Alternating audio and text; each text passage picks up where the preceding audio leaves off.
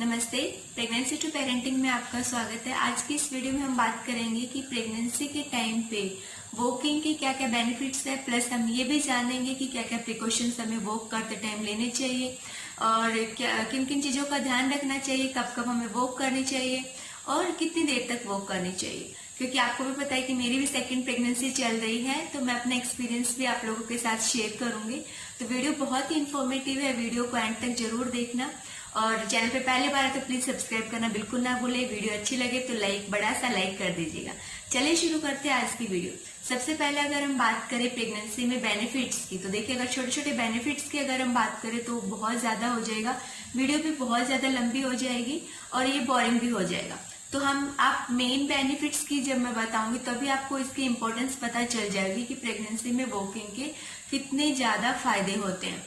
तो इसमें सबसे पहला जो बेनिफिट है, देखिए आपने भी हर अपने आसपास देखा होगा या सुना होगा कि आजकल सी सेक्शन कितना ज्यादा बढ़ गया, सी सेक्शन से डिलीवरी। आपके आसपास ही आपने देखा होगा कि कितनी ज्यादा सिजेरियन डिलीवरी होती है और उसके बाद जो प्रॉब्लम्स आनी बॉडी में शुरू हो जाती हैं वो कितनी ज्यादा होती है। तो सबसे पहला जो बेनिफिट है वो यही होता है कि प्रेगनेंसी में अगर आप वॉक करती हैं तो आपके नॉर्मल डिलीवरी के चांसेस 80 to 90% बढ़ जाते हैं। तो प्रेगनेंसी में वॉक करना मतलब आप नॉर्मल डिलीवरी के चांसेस बढ़ा रहे हो अपने बॉडी को हेल्दी रखने के लिए डिलीवरी के बाद भी। सेकेंड जो बेनिफिट ये होता है वो ये होता है कि आजकल हर कोई अपनी हेल्थ को लेके बहुत कॉन्शियस है। जैसे कि डिलीवरी के बाद जो एक्स्ट्रा फैट हमारे जमा हो जाता है बॉडी के अंदर, तो उसके लिए हम फिर जिम ज्वाइन करते हैं, एक्सरसाइज ढूंढते हैं या फिर डाइटिंग करते हैं। तो ये सब चीजों की नौबत भी नहीं आएगी, क्योंकि जब आप वॉक करेंगी तो एक उतना ही वेट एक्वायर करेंगे जितना आपको जरूरत है। जैसे कि 50 to 20 kg अगर आप जितना आपका वेट है उसमें 50 to 20 kg और ऐड कर लेती प्रेगनेंसी में तो वो एक हेल्दी वेट माना जाता है। लेकिन अगर आप एक्टिव नहीं रहेंगे, वॉक नहीं करेंगे तो आप एक्स्ट्रा फैट अपनी बॉडी के अंदर जमा कर लेते हैं, जो डिलीवरी के बाद फिर वो मोटापे का कारण बनता है। दूसरा, आपका बेबी का वेट भी बहुत हेल्दी रहती है अगर आप वॉक करते हैं तो। जैसे 3 to 3.5 kg बेबी का एक हेल्दी वेट माना गया है। तो अगर आप वॉक करती है तो मेंटेन रहता है, नहीं तो बच्चे का भी ओवरवेट अगर हो जाता है तो फिर उसके बाद भी सी सेक्शन में डिलीवरी चली जाती है। तीसरा, इसका जो मेन बेनिफिट डिलीवरी वॉकिंग का है वो ये है कि आपको एक प्री क्लैम्प्सिया होता है जिसमें बीपी हाई हो जाती है और आपके यूरिन में प्रोटीन की मात्रा बढ़ जाती है, जिसकी वजह से आपका जो डिलीवरी का टाइम है उससे पहले डिलीवरी होने के चांसेस बढ़ जाते हैं, प्री मैच्योर डिलीवरी हो जाती है। तो वो चांसेस भी खत्म हो जाते हैं, क्योंकि आपका जब भी आप वॉक करेंगे तो आपका बीपी और कोलेस्ट्रॉल दोनों मेंटेन रहेंगे तो आपको ये वाला रिस्क फैक्टर है वो बिल्कुल खत्म हो जाएगा। चौथा, इसका मेन बेनिफिट ये है कि अगर आप वॉक करती हैं प्रेगनेंसी में तो आपको देखा होगा कि फर्स्ट ट्राइमेस्टर में एंड थर्ड ट्राइमेस्टर में बहुत ज्यादा एसिडिटी की प्रॉब्लम होती है। तो आप थोड़े टाइम पे थोड़ा खाते रहेंगी और आप वॉक करेंगी, अपने आप को एक्टिव रखेंगी, तो ये एसिडिटी की प्रॉब्लम आपको बिल्कुल भी नहीं होगी।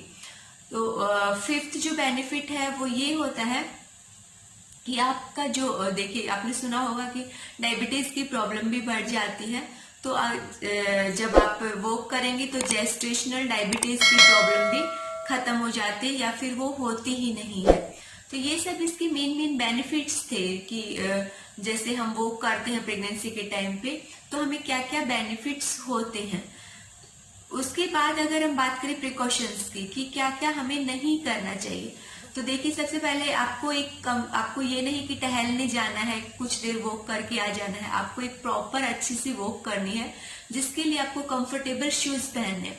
क्योंकि देखिए जब मैंने पहले प्रेगनेंसी में मैंने अपने स्लीपर्स पहने थे वॉक के टाइम पे, तो मेरी जो प्रॉब्लम आई थी वो थी क्रैक्स की प्रॉब्लम, जो बहुत ज्यादा हो गई थी।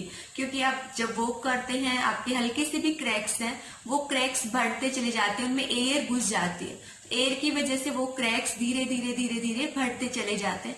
फिर आप काफी होम रेमेडीज भी यूज करेंगे या कोई दवाई भी लगाएंगे तो वो भी इतना इफेक्टिव नहीं रहती, वो इतना काम नहीं करती। सो बेटर है कि आप हमेशा कंफर्टेबल शूज पहन के वॉक करें। स्लीपर्स में फिसलने की प्रॉब्लम भी रहती है, तो कंफर्टेबल शूज और कंफर्टेबल कपड़े पहन के वॉक करें, क्योंकि आपको काफी लंबी वॉक करनी है। दूसरा जो प्रिकॉशन लेना है वो ये है कि हमेशा आपको वाटर बोतल साथ रखनी है। जब भी आप वॉक करने के लिए जाएं तो जब आप वॉक करेंगे तो डिहाइड्रेशन की प्रॉब्लम हो सकती है, तो आप बीच बीच में अपने आप को हाइड्रेटेड रखिए जिसकी वजह से डिहाइड्रेशन की प्रॉब्लम ना हो। तीसरा प्रिकॉशन लेने वाली जो चीज है वो ये है कि देखिए इस टाइम पे ना जब आप वॉक करेंगे तो टैनिंग की प्रॉब्लम भी आ जाती है, तो अपने जो भी बॉडी पार्ट्स एक्सपोज हो रहे हैं सनलाइट में उनके लिए आप सनस्क्रीन लोशन लगा के जाइए, अपने फेस पे भी अपने हाथ पैरों पे भी, तो आपको टैनिंग की प्रॉब्लम भी नहीं आएगी। ये छोटी छोटी चीजें थी, प्रिकॉशंस थी जो हमें लेनी है। चौथा, कई लोग बोलते हैं कि जैसे आपको सीढ़ियां नहीं चढ़नी है। मुझे इसका रीजन समझ नहीं आता है कि लोग क्यों मना करते सीढ़ियों के लिए। हो सकता है कि फिसलने के चांसेस, गिरने के चांसेस ज्यादा होते हो, इस वजह से सीढ़ियां चढ़ने के लिए मना किया जाता है। लेकिन मेरा खुद का एक्सपीरियंस है, मैंने फर्स्ट प्रेगनेंसी में भी सीढ़ियां चढ़ी थी, सेकंड में भी मैं सीढ़ियां चढ़ती हूँ। तो सीढ़ियां चढ़ने से क्या होता है कि आपका जो पेल्विक एरिया है उसकी मूवमेंट बहुत ज्यादा होती है, और पेल्विक एरिया की मूवमेंट मतलब नॉर्मल डिलीवरी के चांसेस बहुत ज्यादा होना। तो जितना ज्यादा आप सीढ़ियां चढ़ेंगी उतना ही ज्यादा अच्छा रहेगा आपके लिए भी। और ये था प्रिकॉशंस जो हमें लेने हैं। उसके बाद बात आती है कि हमें पॉइंट्स आते हैं कि हमें कितनी देर तक वॉक करनी चाहिए। तो देखिए, वॉक करने का कोई ऐसा फिक्स टाइम नहीं है कि आपका कोई कंपटीशन हो रहा है कि आपको इतनी ही देर वॉक करनी है। वो आपकी बॉडी पे डिपेंड करती है कि आप वॉक करते टाइम कितनी देर तक वॉक करते हैं। जैसे कि एवरेज जो माना गया है वो 30 to 45 मिनट्स वॉक करने के लिए बोला गया। लेकिन हो सकता है जैसे आपको वॉकिंग की हैबिट ना हो तो शुरू में आपके लिए बहुत ज्यादा हो, तो आप क्या कर सकती हैं कि फर्स्ट 20 मिनट्स वॉक कीजिए फर्स्ट डे। उसके बाद हर दिन 5-5 मिनट अपनी वॉकिंग में ऐड करते जाइए जब तक कि आधा घंटा या पौने घंटा वॉक नहीं हो जाती है। इससे ज्यादा आप करते हैं तो बहुत ही अच्छी चीज है, क्योंकि प्रेगनेंसी में जितना आप चलेंगे ना उतना ज्यादा आपकी बॉडी फ्लेक्सिबल बनेगी, उतना कम आपकी बॉडी में एक्स्ट्रा फैट जमा होगा, उतना ज्यादा आपका नॉर्मल डिलीवरी के चांसेस बढ़ेंगे।